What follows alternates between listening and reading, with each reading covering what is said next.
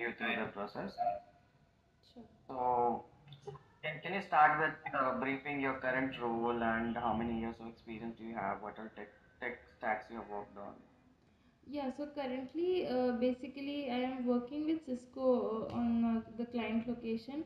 So here, my current role and responsibility is to gather the requirements from the customer, grooming those discussions, and the major part is implementing of the changes along with unit testing and bug fixing.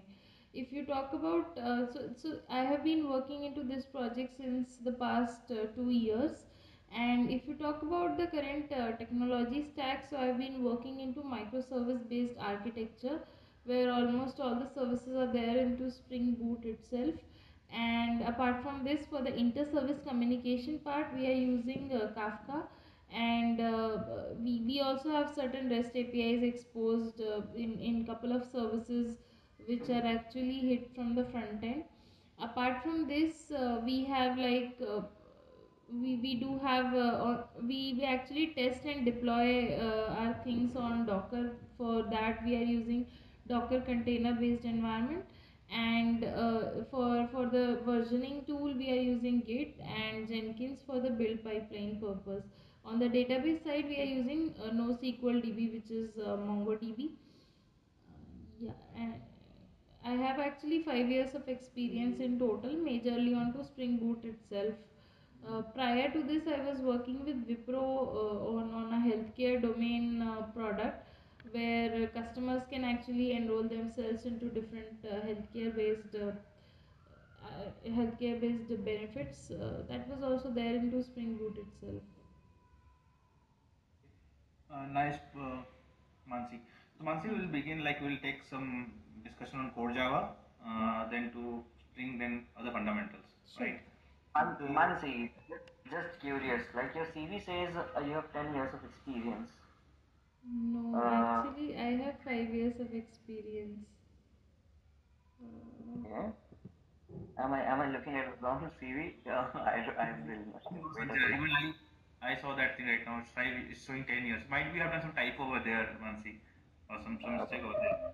So you have total 5 years of experience, right? yeah, Okay. Okay. Uh, cool, no problem. So coming down to core Java, like so, uh, you are good with it, right? yeah, Core Java. yeah. Okay. So do you know solid principles? Yeah. Can you tell us about it? Yeah, so basically, solid principles are this is a part of design pattern. Basically, we actually have three types of design patterns. So design patterns are usually used to solve day-to-day problems. These are well-proven solutions. So if you talk about just solid, so it is like S stands for single responsibility principle. Yeah, Uh, you can use example also real time, like in your project, how you have implemented solid principles. yeah, so actually Not we are, theoretical, yeah, but practical. sorry. Practically, how we have implemented like single object responsibility, right? All those things, how we have implemented in your project with an example, if you can explain us. Okay. Yeah, so as part of basically design principles, we have mostly implemented the creational ones. So if you talk about single object responsibility, so for that we have implemented like singleton based pattern. So into singleton, basically we restrict creation of object only once. So best example you can think about that is if you talk about Spring Boot, then the best example is Spring Bean. Basically, they all of them are singleton basically in nature. Apart from that, you do have certain we do at certain places where actually we want to restrict the creation of object again and again. So at that places we use this, and apart from this we have used like factory. If you talk about the example of my project, so it is more related to devices. So we have like a device interface into place, and there are multiple implementations based on types of devices, like we have 1K, 2K, 4K, SVO. So there are multiple implementations of that device interface basically. And based on the request that is coming from the UI, we have a factory class into which we make the decision of which particular implementation basically we have to go for, and which one to implement basically. Apart Yeah, from this, Mansi. sorry, please come again? So what I was asking was solid principles. You went to design pattern. Okay, no problem. So just can you share your screen and write down the singleton design pattern? Yeah, sure. Consider all the scenarios, right? It should not be breakable from any scenario point of view. Okay, sure. Okay. And what I was asking you was solid principles like single responsibility principle, open close principle. Those principles I was asking you. Okay.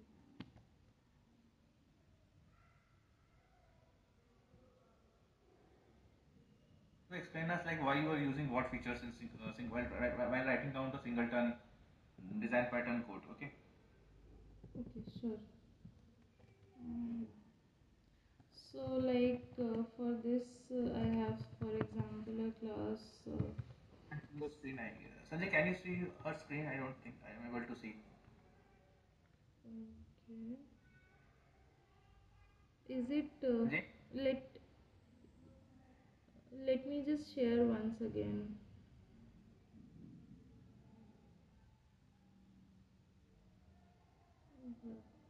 Is it visible Yeah, now? yeah, yeah, yeah, yeah. I can see your screen. Yeah. Okay, Carry on. okay, sure.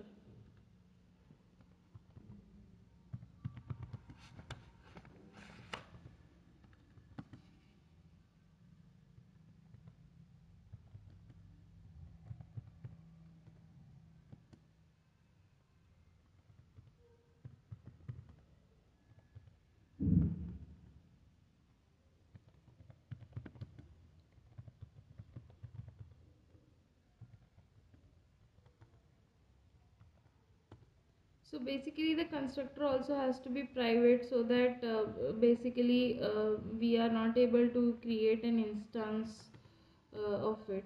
And apart from this, just to get the instance of this particular class, we will have a get instance method basically.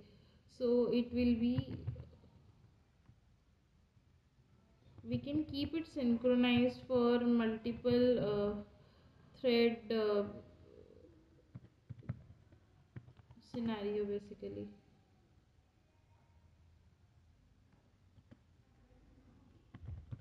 So it will return a singleton instance and it will be something like get instance method will be there,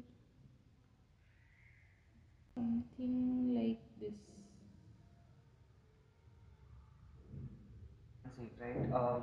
So if you make a method synchronized, do you think that it is an optimized way, like the resources will not be occupied if you make the complete method synchronized kind of thing?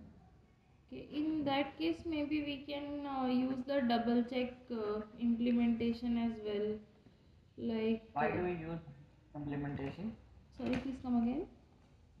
And in the first place, why did you make it synchronized? I made it synchronized so that only one thread will be actually able to access it. So suppose if, for example, if it is not synchronized, right? So suppose two threads enter at the same time. So they will if this object is not null, then they will be able to create two objects out of it basically. So I did it. If you want, we can use like double check. First we can use like singleton. If it is null, then we can inside the synchronized block basically. Then we can use the synchronized block over here. Like And you will on what? sorry, please come again. So you will do this synchronize this complete code into a synchronized block, or you will synchronize it on some object or class level or what? So which level locking you will be going for synchronized?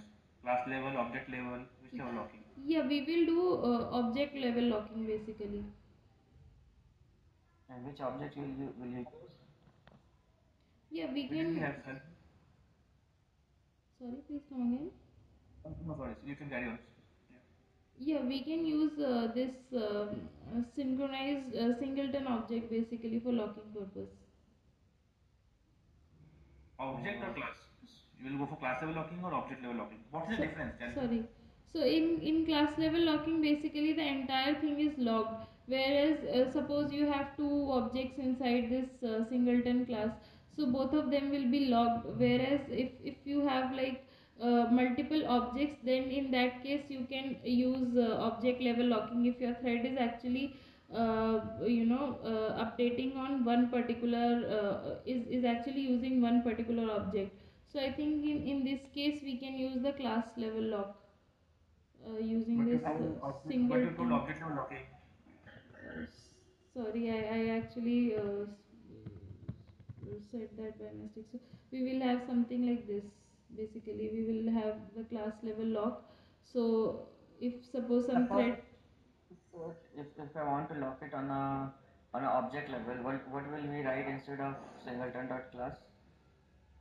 yeah. So then in that case, you can provide the basically the object reference inside this. The object reference here. Sorry, please come again. I What think will be the object reference here? this is the object reference, right?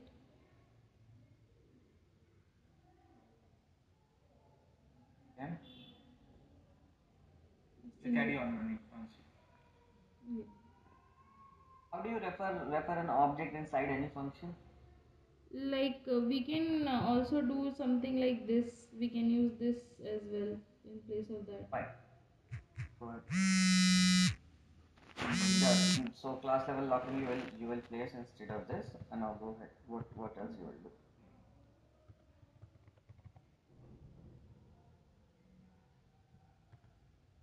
So inside this, we can have a double check if that is null.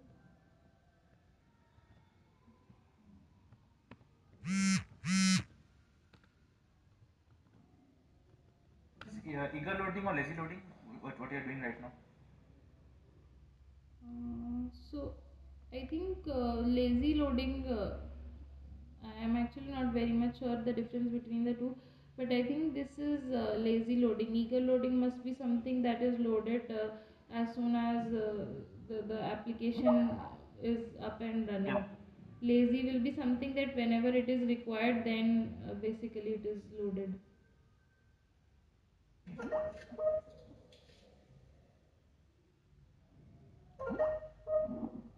Yeah, so I think it will be something like this basically. So it will handle all the scenarios. Means if I do a deserialization, will this be a singleton? It will behave singleton properly if I do a serialization and deserialization of this particular object. Okay, if you do a serialization and deserialization. Why not? It works. Yes, I think. Yeah, I think this will behave properly. Only in case like if you have suppose I think you are using reflections only, then in that case it might be broken. So do you know what is deserialization? Yeah. Can you So explain how does Java deserialize an object? yeah, so basically, the serialization is a process of actually converting the state of an object uh, to byte stream, and deserialization is something where we convert from byte stream to basically an object. So into that, we actually use the serial version UID. Java internally uses that serial version UID. If you want, you can also provide that serial version UID as part of your particular class. So, so while serializing, there will be a serial version UID. After that, object is converted into byte stream. So while deserializing, also that serial version UID will be actually compared. If that is same, then it will be able to deserialize. Otherwise, it will throw. I think not. I'm not sure. There is an exception that it throws. No, no, I don't remember So exactly. Not suppose exactly. suppose there's a class employee. Okay, they have 3 4 fields. I don't want one of the fields to get serialized. How could I achieve it? Yeah, you can use transient for that basically with that field. Okay, I'll give a scenario. Just tell me. There's a hash map. Okay, you know hash map stores key and values, right? Yeah. So the key I'm trying to store employee object. Okay, employee or student object. I have overridden the hash code and equals method. Okay, for employee object. In the hash code method, I'm always returning one. In the Okay. hash code. Now Okay. I'm inserting in the hash map 5 elements of employee object. Okay, E1, E2, E3, E4, E5. So now if you calculate the size, what will be the size of the map? Okay. So your hash code is always returning 1, and you have overridden the equals method based on all the three parameters, is it? Whatever parameters you are having. Whatever parameters are there. Suppose name and age. Those Yeah. two parameters are there for the employee. Okay. So equals are overridden based on all the fields, but hash code I'm always returning 1. Okay. Now in this case, what will be hash map size? Mm, I'm trying to input. I'm trying to put 5 elements of my employee object. okay. So definitely they will actually land up to the same bucket, but with equals, basically if you are actually comparing the name and some other field, so it will actually go and compare those fields. So I think it will land up with the same bucket, basically creating a linked list according to that. But with equals, actually after the hash code, it will actually compare with equals. So if the name and the other constraint that you have given are different into objects, so it will land up with the size 5, or if they are same, then I think that will land up with size 1. What is the? How do we put element in hash map? What is the? How Java does it? Right? Tell me. Can you explain? Like you told size is 5, right? So suppose I'm doing hash map dot put e1 comma Mansi, hash map dot put e2 comma Sanjay, hash map dot put e3 comma Sumit. Okay. Now how hash map will behave in this case? All the hash codes are 1. So you mean to say size will be 3, right? Yeah. So Sure on that? yeah, so basically, like suppose for example, you have it like so you have like first element you will be employee 1, so it will return a hash as soon as you do a put. So it will return the hash code as 1 for every put, basically. Initially the size of the bucket is 16, so it will do 1 mod 16, and whatever will be the output, suppose it is, for example, it is 1. Okay, so at one index, basically this is going to create a node that will be like for the first one, like for Mansi, it just created as first object as employee 1 comma Mansi. And then when you do a second put, it will again calculate mod 16 of hash code, that will again land up to 1, right? Now it will actually check with equals if your already the node that you have inserted, the key of that is same to the one you are trying to actually insert, basically. So that depends on your logic. So suppose you use name as Mansi in the first place, and in the second name is Sumit, for example. So if this is your equals method implementation and constraint, so these will not be considered as equal. So what it will do, it at the first place, at the first basically bucket, it will create another node pointing next to the previous node, and that will store the key value pairs over there. If somehow suppose this name would have been Mansi only, so now the equals method would have returned the same thing. So in that case, your basically your size would have been 1 only, because these two would have been equal. So this is actually dependent on how you are actually overriding your equals method. So as soon as it does a third put, it will again calculate, so you will get 1 as your hash code, and again it will do mod 16, it will land up to the same bucket, it will again compare with equals if some key is equal to the previous one. So if it is not, it will again create a new node pointing to the previous one. If it is equal, then it might replace it. Okay. So Mansha worked on Java 8, right? Yeah. Okay. So you can write code on that if I give a scenario. Yeah, sure. Okay. I'll give a simple scenario. There is a there's an array of 10 elements, 1 to 10. Okay. Okay. Using Java 8, we have to suppose 1 to 10, like 1, 2, 3, 4, 5, 6, 7, 8, 9, 10 is there. Output will be like 5 multiple of 5, right? 1 will become 5, 2 will become 10, 3 will become 15, and 4 will become 20. Okay. Using Java 8, you have to write the code. How would you do it? Write it down. Okay, sure. Like suppose I have list of integer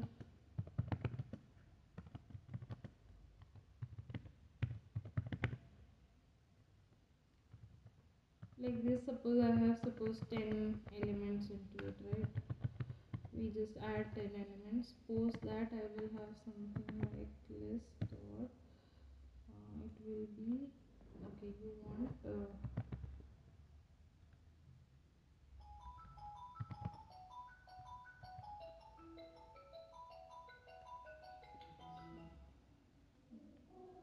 Mm,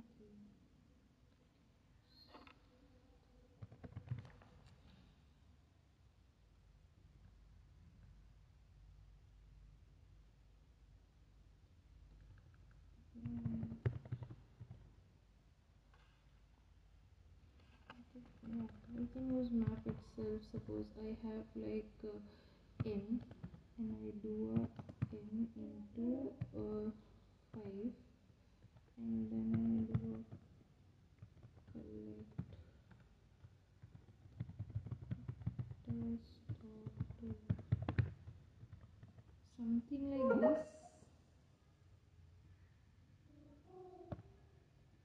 Do you think this will work? Means map is used on streams, right? Your list is not a stream right now. Oh, sorry, yeah, there will be a sorry, I missed string. Yeah, something like this. Yeah. I'll give you one more scenario. Using Java 8, count the occurrence of a given character. Sorry, please Suppose come. there is a using Java 8, suppose there is a string, right? India is my country. You have to count the occurrence of I, like how many times I is present in that particular string using Java 8. Okay. Okay. So this is a simple string, you mean? Yeah, simple string. Suppose s equals to whatever. So India is my country. There you have to count the occurrence of I. Like in this I is right three times, right? Yeah. You have to print like I is free using Java 8. Okay.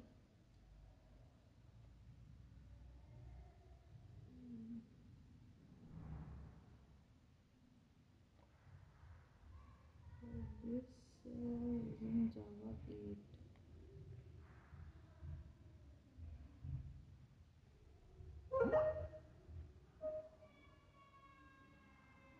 Mm.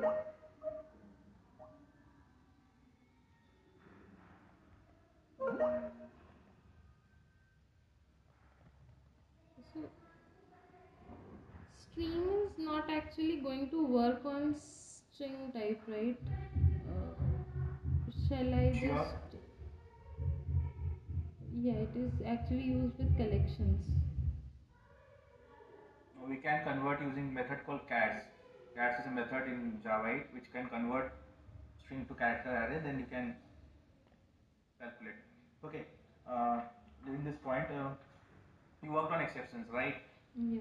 Exceptions handling of them, right? So Mm. suppose there is a child class and parent class. Okay. Parent class is a method fun. Okay. And child class is overriding the same method fun. In the parent class, we are not throwing any exceptions. Okay. But in child class, we are throwing exception. Suppose null pointer exception. Okay. Now we're trying to compile the code and run the code. What will happen? Okay. So your child class is throwing an exception and your parent class is not throwing any exception. Okay, in that case, I think you're basically if you're trying to override either your parent class should throw the similar or the parent exception. Like suppose you are throwing, for example, some IO exception. So either your parent should throw IO exception or it should throw the parent like either exception class. So only that case I think it will work.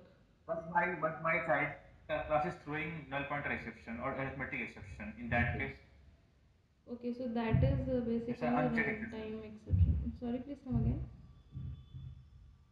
My child class is throwing an unchecked exception, Okay. and parent class is not throwing an exception. So it will compile or not compile. If it is unchecked exception, I yeah, in that case, I think it will be able to compile. Only in case of checked exception, basically you will have to throw the same at compile time, because those exception will might occur at runtime, or but ideally that should be same. I think it will Okay. give compilation error only. Um, So give me okay. I'll give you one more scenario. There is a class, suppose A, that's having a two method. Okay, calculate. Okay, okay. calculate or suppose two methods same. We're overloading the method. So is the method. Okay. In first, I'm passing the parameter as integer, wrapper class integer I. In the second, I'm passing the string I. Okay. Now I'm Okay. creating an instance object. I'm trying to call that method so. Passing as null. What will happen? That will go to the string one basically. Why integer is also wrapper class. It can also take null. It actually goes to basically the child one, right? So that is why it will go to this. No, there's a child parent. I'm saying there's a class A, okay, having two methods, public void fun. Now fun first method is having parameter as integer I, second method is having parameter as string s. This is overloading, right? Yeah. Same function name, method signature different. Now I'm Yeah. creating an instance of that class. Suppose a small a equals to new a. I've written an instance. I'm calling a dot fun bracket. I'm passing null. Okay. Now what will happen? What will be the behavior? Yeah, it will go to the string one itself, because string has basically you can pass null with it. With integer, basically the default value will be 0, right? But I'm passing null. This is wrapper class. It's capital integer, not int. I'm talking about integer. Wrapper class. What will happen in that case? Okay, so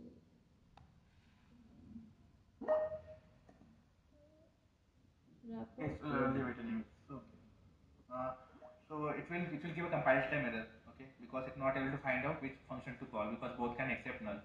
Okay, so you know what is aggregation and composition, right? Yeah. Mm-hmm. Yeah. Sorry.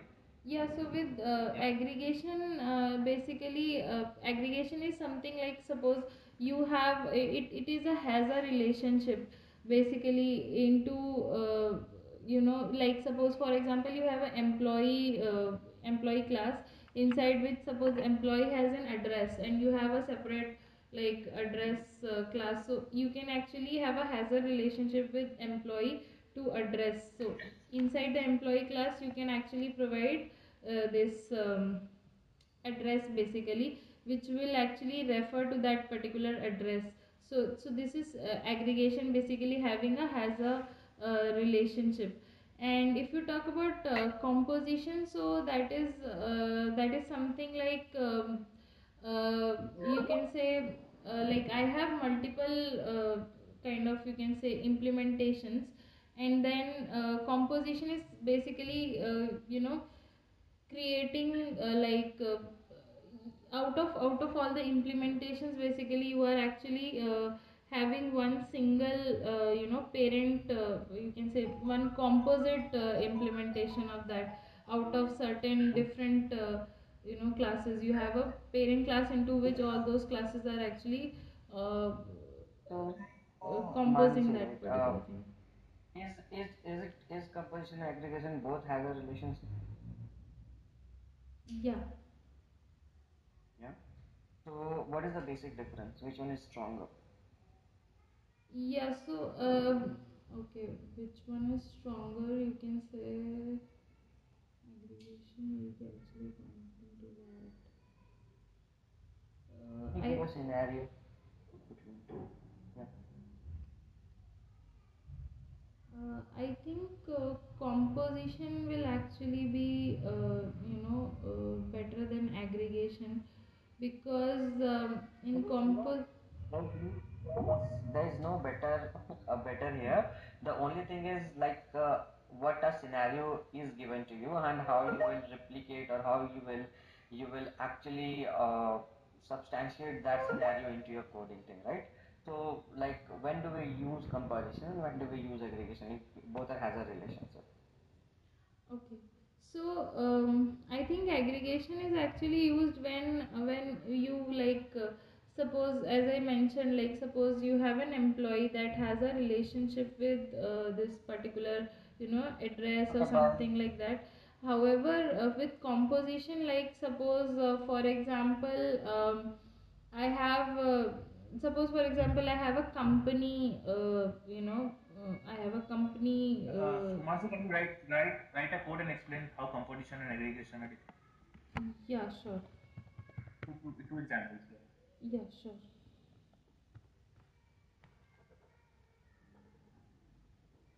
And which is preferable? Write that one. And one more thing I want to ask you, like what is preferable, composition or inheritance? Which is more stronger? Yeah, so Simple is enough. Yes. Which is more stronger? Yeah, this could be a better question. Inheritance or composition? yeah, so I think if you talk about both of them actually have different use cases. So if suppose you have some kind of implementation where you have some More kind of. stronger. We'll repeat it Which is again. better? Better Which is because more nowadays, stronger? yeah. Okay. Like better we will not ask because it is completely scenario based, right? Yeah. So which Exactly. is more strong? That's what I guess.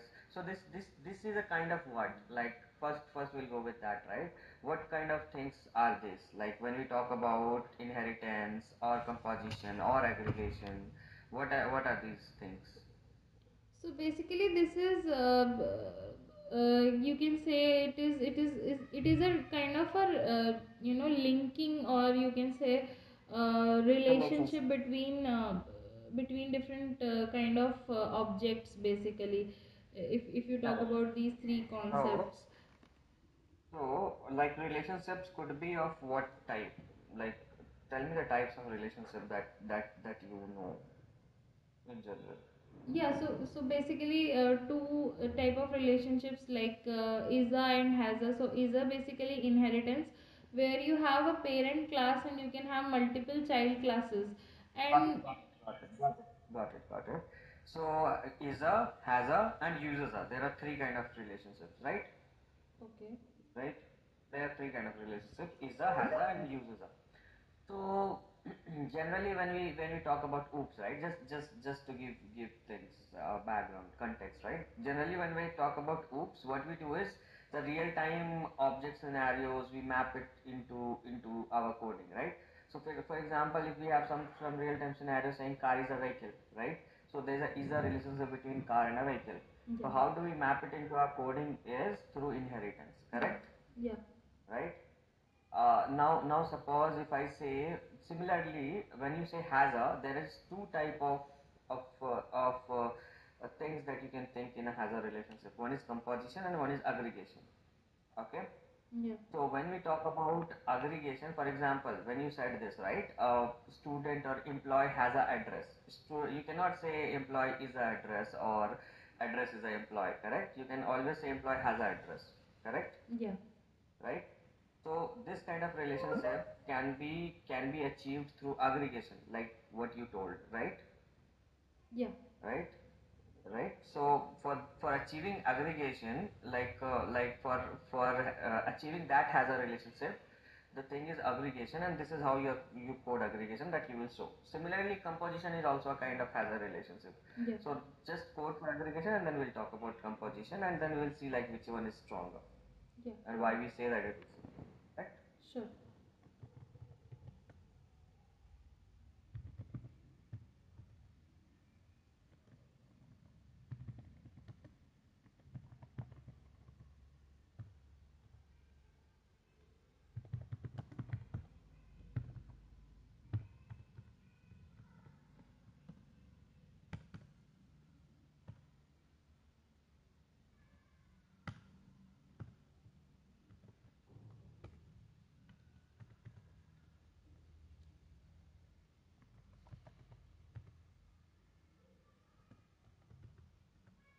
So you will make an address class, you will make an employee class, and employee will has a reference of address class, Yeah, correct? yeah.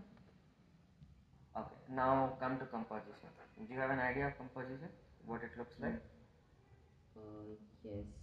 So For composition part, like majorly, it is like something like this. So suppose, for example, I have, like you can say, I have a book, and inside that book, suppose, suppose for example, I have just a simple book which has a name. Okay, and then I have, suppose, for example, a library which has, certain, list of books basically.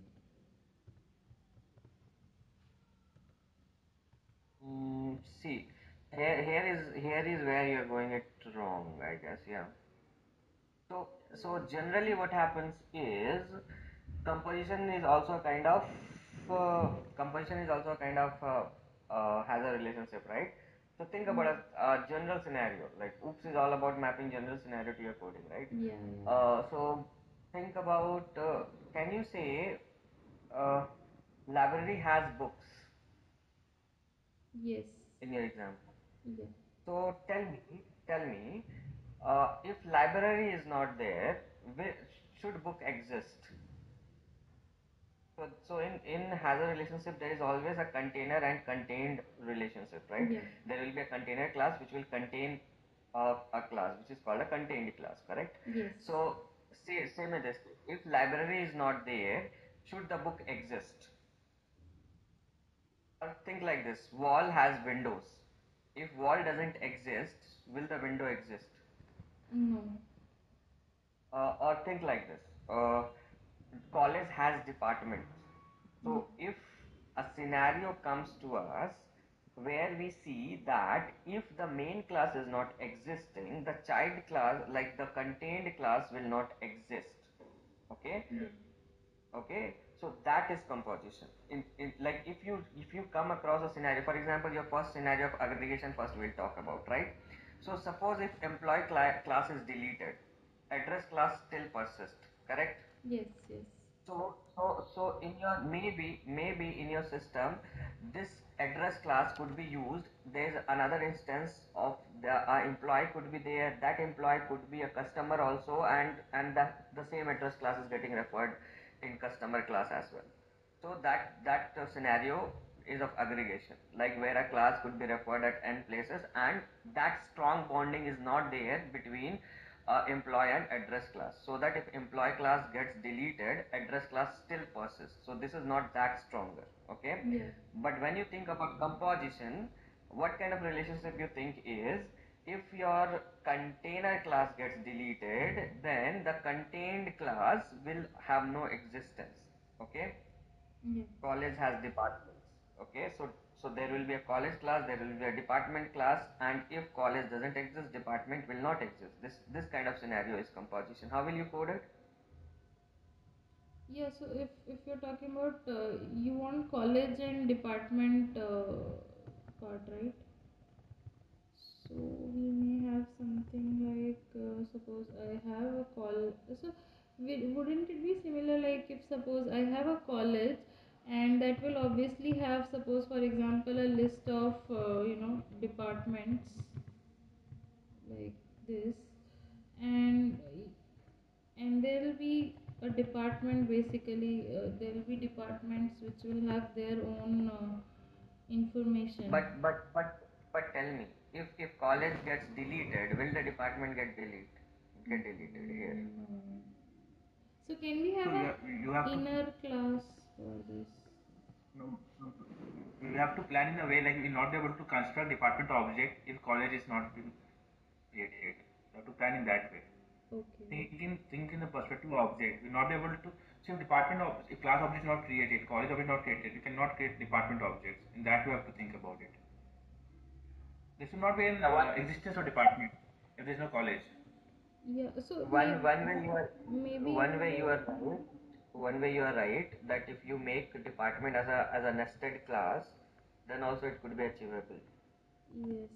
But Can we have something like this, like in the constructor itself, we can actually create the list of this departments from there Yeah, only. you're going quite right. You're going. You can carry. Yeah, you're right partially. Okay. So inside this only we can actually basically create different list of departments. But in that case, if you are mentioning that this will be deleted. Yeah, that should be fine, Mansi. Let's move on. Sumit, you want to ask something?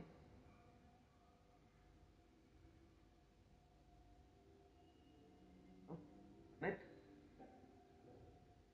this is not. You can hear me, Mansi? Yes, yes, I can hear you. So let's erase this. Just erase this out. Yeah, sure. Yeah. Just one problem I'll try and give you. Okay. So you have we are giving a numerical input. Okay. Okay. That numerical input could be a number as well. Okay. Or in the form of string, I'm giving you a numerical input. Okay. Okay. Say the numerical input could be uh, 1, 2, 3. So you are Okay. giving something So if like it is this, right? numerical input could be 1, 2, 3. Okay. And if 1, 2, 3 is consecutive, like 1, 2, 3, it is consecutive, right? Yeah. So you have to say it's a consecutive input, consecutive integers. Okay. Otherwise, you have to say it's not a consecutive integer. Okay. Okay. So edge cases you should think of. Okay, you are open to ask questions, but you understood what we want, right? Yes, yes. Got So one example I'll tell you. Uh, Suppose 10, 11, 12. So 1, 0, 1, 1, 1, 2. This is also consecutive. it. Yeah. You get this? When Okay. input is 10, 11, no, no, not like this, not like this. Just Okay. a straight input. You have just a string 11, Okay. 12. So this is also consecutive. Yeah. Okay, Yeah, got it? yeah, yeah. Got it. Can you can you calculate how will you proceed? Yeah, take your Okay. time. Tell me how will you proceed. Okay. So is it, I would just like to ask one question over here. So is it like are you kind of providing me some kind of, start and end, something like that? So it will start from suppose 10 and end at some particular No, no, no. number. The start of the string and the end of the string. You are just getting a string, and you have to tell me that the complete string, right? Complete string, not the substrings. Complete string is a consecutive integer or not. So it could be 10, 11, 12 is consecutive, 1, 2, 3 is consecutive of that sort. Okay.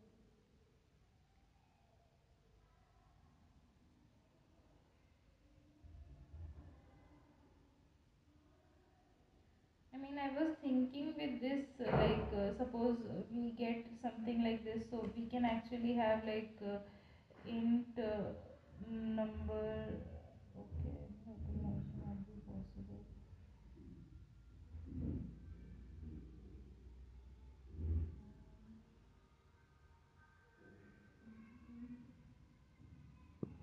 Maybe we can actually.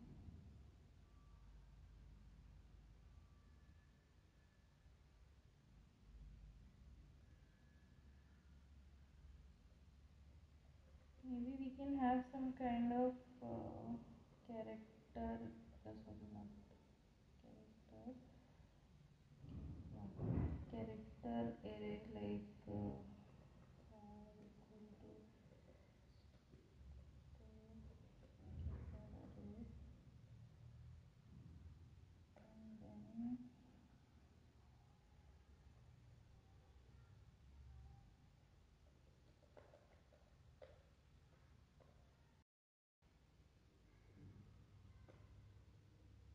What are you trying to do, Mansi? Can you tell me? yeah. So actually, I just converted this string to a character array, I took an Hmm. initial like some Then variable, and yeah, so you're taking some to n characters. Okay, then yeah, then so basically I have actually added all the characters that were there in this array.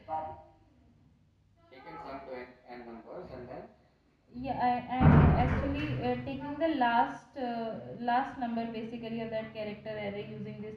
So suppose I get this 3, right? So if I get this 3, so I have calculated the total sum. So using the formula like n plus 1 by 2. So this will give me the got it, total sum basically. And I'm just got it, comparing if this sum is equal to the one that is by the formula, then that means this was consecutive. got it. But what about 10, 11, 12? The second input.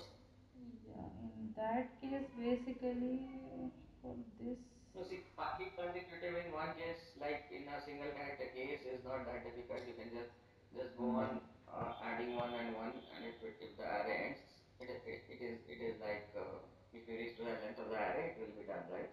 But what about 10, 11, 12 then? In this case, And also one more thing, can you not just add characters, right? Those are characters. It will not give you 3 plus 2, 5. It will not yeah, give you that sorry, value. it will be yes. like integer dot parse into over here, basically. It will give you ASCII code if you don't parse it. Yes. Yeah, yeah. I'm more interested into the second input that will go along, or input like say 9, 10, 11.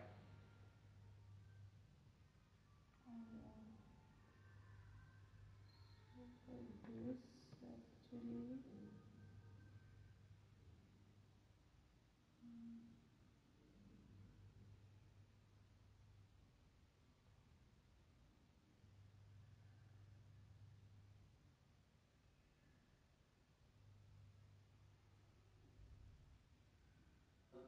Which database did you work with, Mansi? yeah, so actually, right now I'm working with MongoDB basically. And any preference, like why did you use MongoDB, or why MongoDB is being used? Yeah, one of the reason is, but most of the databases are like scalable basically, and since this was no SQL DB, like we had document based structure into it, so that is why we were actually using it. But yeah, definitely we have, I think, here we can have master slave kind of a configuration inside the cluster, but I think personally Cassandra is better than MongoDB because yeah, the performance of Cassandra is better than Mongo, and we have a cluster into which there are multiple masters, so that if one goes down in real no time, we can have another we can fetch from the other one.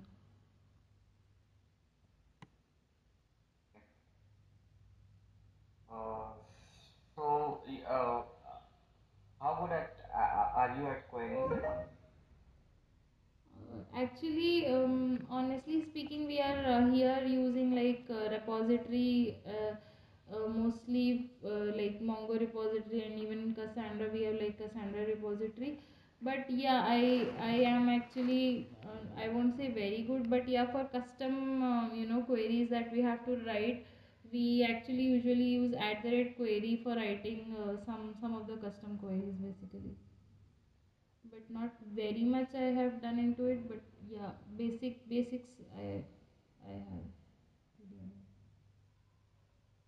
Mm. Sumit, you want to ask You are something? working Cassandra, right? So you know what is time to live feature in Cassandra, time to leave feature in Cassandra.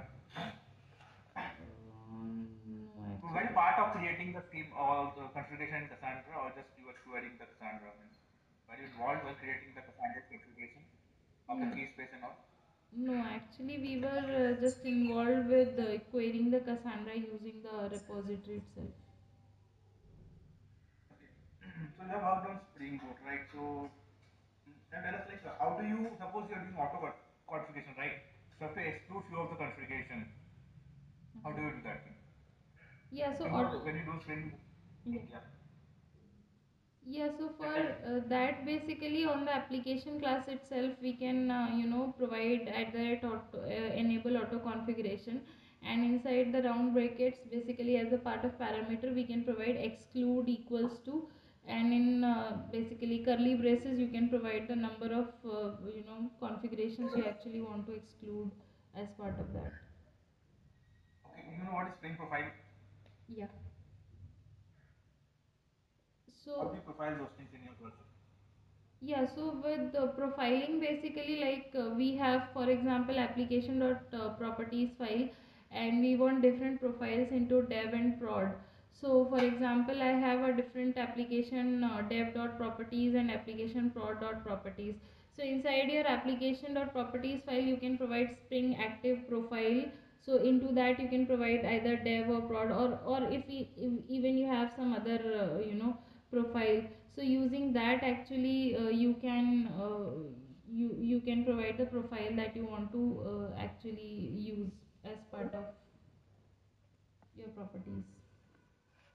Okay. You have done anything related to performance in your project? Performance tuning or performance related stuff you did in uh, your project? Actually, we do have That a related to performance. JMeter load actually running onto our application, and through Grafana, basically we monitor how many hits were there within that time period of load, how many were successful, what was the memory usage. So I have actually been part of basically kind of just the normal things, like if they have like there are some resources which have not been actually properly closed or things like that, using the finally block and things. So that was the only part basically, and going through the Grafana dashboard, that what went wrong basically. Okay, so how do you handle security in your project? Right, you're calling an API, right? How Yeah. do you handle security feature? Yeah, so for the security part, like we have actually most of it implemented as part of user management service. So as part of that, basically we have like you do have login APIs as part of that, which we mostly use for authentication purpose. So we initially query our database for the login credentials, and if the login is successful, we actually use Spring security mechanism to actually return a bearer token as part of that.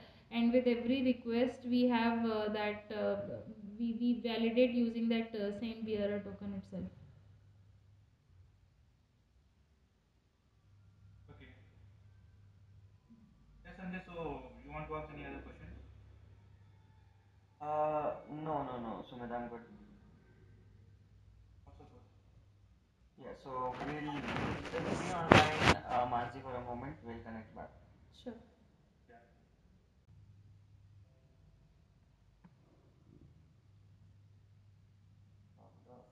Mansi, hello. Yeah, Mansi, you uh, were there? yes, yes, I'm there. Yes, Sanjay. So you can hang on to the call. Ayan will be coming in for the next round. Sure. So you can wait. You can hang on. Okay. Sure. He might take little time, but hang on. Sure, sure. Thank you. Okay. Thank you, Mansi. Thanks.